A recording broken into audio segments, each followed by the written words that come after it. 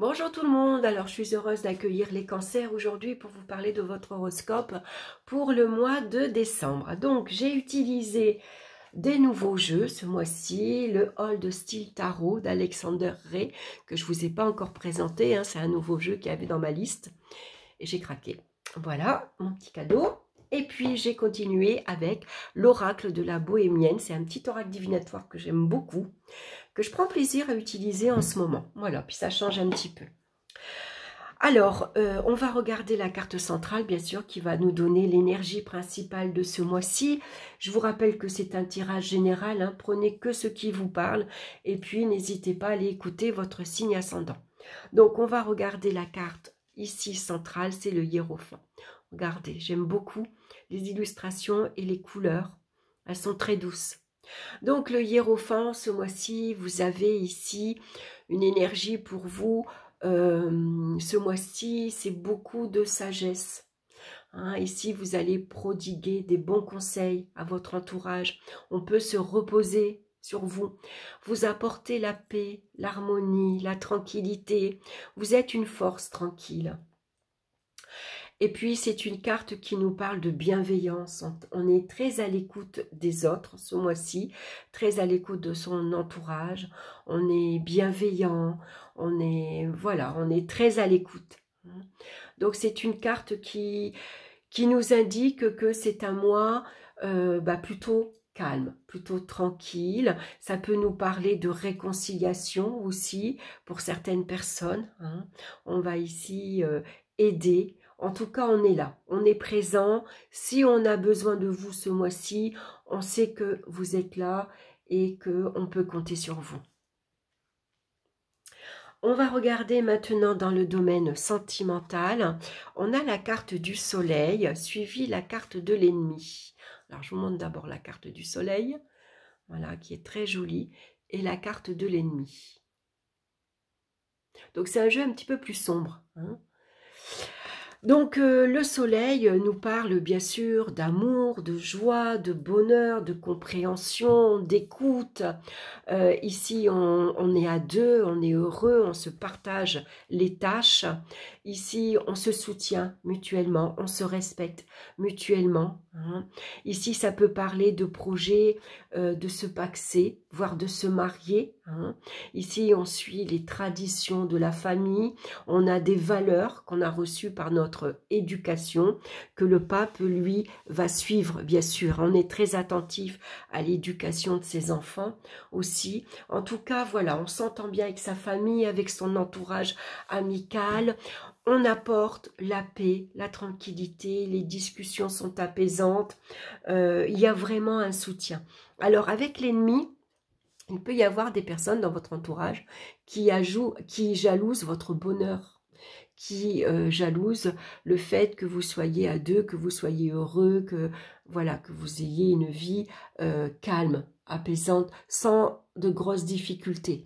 Alors ici, le pape pourrait être celui qui vient réconcilier, si par exemple vous traversez une période de peine et de tristesse avec le soleil, parce que peut-être il y a des personnes qui vous déçoivent, qui vous font de la peine. Le pape, lui, va vous aider à y voir plus clair. Peut-être vous avez besoin d'aller voir une personne qui vous écoute et qui vous conseille pour comment faire, comment agir avec telle personne. Comment je pourrais lui expliquer, comment je peux mettre de la distance entre cette personne et moi, quelle attitude je dois avoir envers elle, par exemple. Donc le pape pourrait être une personne de votre entourage qui vous aide, qui vous soutient, qui vous conseille, par exemple. Ça peut être aussi celui qui vient vous réconcilier, parce que s'il y a eu des petites disputes, par exemple, le pape va venir apaiser ces petits conflits. Il apporte la paix. Donc on va se montrer quand même assez vigilant. Le pape, c'est le protecteur. Donc on va protéger sa vie de famille, on protège son amour, on protège ses enfants, voilà, sa vie affective. Et puis on va peut-être, ici sans doute, se méfier de certaines personnes et donc mettre de la distance entre eux et vous. On va regarder maintenant dans le domaine professionnel. On a la carte de la lune. Donc, je vous montre la carte. Vous la voyez bien. Et puis, on a la carte de l'épouse. Donc ici, il pourrait y avoir, ce mois-ci, la lune vient représenter parfois des doutes, des inquiétudes, c'est des incertitudes aussi. Est-ce que ça se passe bien dans ma vie professionnelle? Est-ce que je vais rester? Est-ce que je vais signer un contrat? Est-ce qu'ils vont me renouveler le contrat? Ici, la lune représente généralement les métiers en lien avec une clientèle, avec un public, avec un commerce, par exemple. Et l'épouse, ici, elle vient vous réconforter. Il y a peut-être le soutien, ici, d'une femme. Qui vous aide dans vos démarches professionnelles, par exemple, qui vous aide à y voir plus clair, à faire les papiers que vous avez besoin. C'est peut-être ici une activité professionnelle que vous avez envie de développer à la maison, chez vous, dans votre foyer, vous mettre à votre compte, par exemple. Comme ça, vous pourrez, vous serez en même temps chez vous pour vous occuper de votre foyer, de vos enfants, de votre mari, d'être là pour les repas et ainsi de suite. Ça pourrait être ça. On voit qu'ici, il y a quand même une énergie très féminine au niveau professionnel. Donc, ça peut être un soutien de la part d'une femme dans votre entourage. Ça peut parler d'un entretien professionnel très positif également. Le pape protège, rassure et apaise. Donc ça peut être un entretien qui se passe très bien et on vous confirme ici votre engagement professionnel, mais ça peut être aussi un soutien, un appui, une personne qui vous aide dans vos démarches, par exemple. Ça peut être une activité familiale également. Peut-être que, par exemple, vos parents avaient un commerce, où vous allez travailler, vous allez reprendre donc cette activité familiale, mais c'est peut-être ici une activité avec votre mari. Voilà, votre mari est à son compte et puis vous, vous l'aidez dans tout ce qui est administratif par exemple, ou vous travaillez avec lui. Voilà, vous êtes deux dans cette activité. Donc en tout cas avec le pape, tout va bien. Le pape, lui, il vient protéger s'il y a quelques difficultés. Le pape, il rassure, lui. Donc, ça peut être une personne qui vous soutient, qui vous aide également, professionnellement. On va regarder financièrement, on a le diable. Donc, je vous montre la carte. Donc, on voit que le diable, il est enchaîné et qui tient ces deux personnages. Il y en a un qui est soumis, un qui est un peu plus virulent quand même, ici sur la carte. Et puis, on a la carte du voyage. Donc, ici, le diable, lui, c'est quelqu'un qui est ambitieux, c'est quelqu'un qui fait tout pour améliorer sa vie matérielle, financière. Donc, ça peut parler de négociation. Peut-être que ici, vous pouvez avoir un entretien avec votre banquier, par exemple. Vous négociez votre salaire avec votre employeur. Vous négociez votre salaire par rapport à votre activité. Parce que ici, on voit qu'il pourrait y avoir pour vous ce mois-ci beaucoup de déplacements. Donc ici, on a besoin de... Voilà, d'avoir une gestion saine. Le diable, il peut se laisser aller parfois à certaines dépenses. Alors, attention également, le diable peut représenter aussi des propositions. Alors, attention, propositions trop alléchantes. On vous fait miroiter la poule aux odeurs, aux œufs d'or, pardon, j'ai voulu aller trop vite. Et ça peut parler de malversation. De malhonnêteté. Attention à ne pas se faire avoir aussi. Le diable, il a un côté solaire, un côté ombre aussi. Donc, on va être très attentif par rapport à ses finances. Donc, avec le voyage, est-ce que ici, vous avez envie de voyager ce mois-ci? Est-ce que, voilà, c'est possible que vous ayez un projet ici pour partir en vacances, par exemple. En tout cas, avec le pape, on voit que les finances sont stables et sont sécurisantes malgré tout. Le pape apporte une certaine sérénité dans la gestion financière. Et il vient vous aider, bien sûr, à à ce que vos projets évoluent. Hein. Peut-être que votre projet est de déménager. Hein. C'est votre ambition à vous, c'est ce que vous voulez. Donc ici, on contrôle, on maîtrise ici son budget avec le pape. Au niveau des énergies physiques, on a ici la foudre.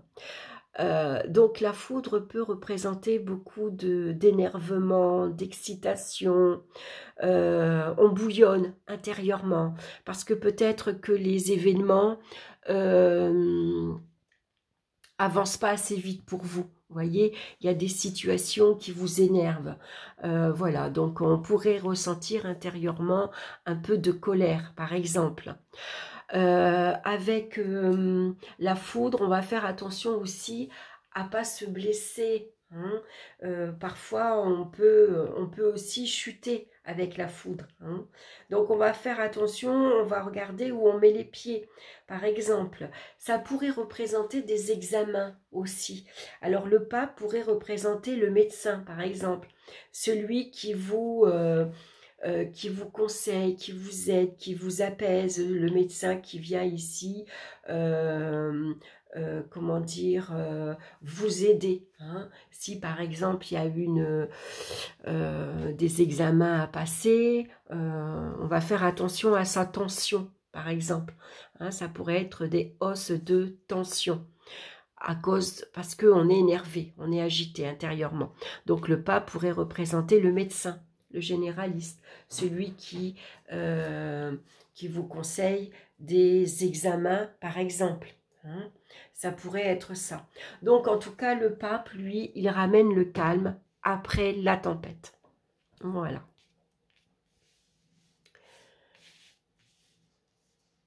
Alors, on va regarder la pierre qui vous accompagne ce mois-ci. C'est marrant que c'est le pape, le calme après la tempête, parce que vous avez l'améthyste. Je vous montre la carte, hein, qui est très jolie. Donc, c'est une pierre violette, hein, qui nous parle d'intuition, de spiritualité et de sérénité. Hein, c'est ce que vous avez besoin, de sérénité. Donc ici, ça peut être ici une prise de conscience également, assez fulgurante. Hein. Peut-être ici, c'est les croyances, c'est la foi qui peut vous mettre à l'épreuve, hein, mais c'est aussi quelque part une révélation.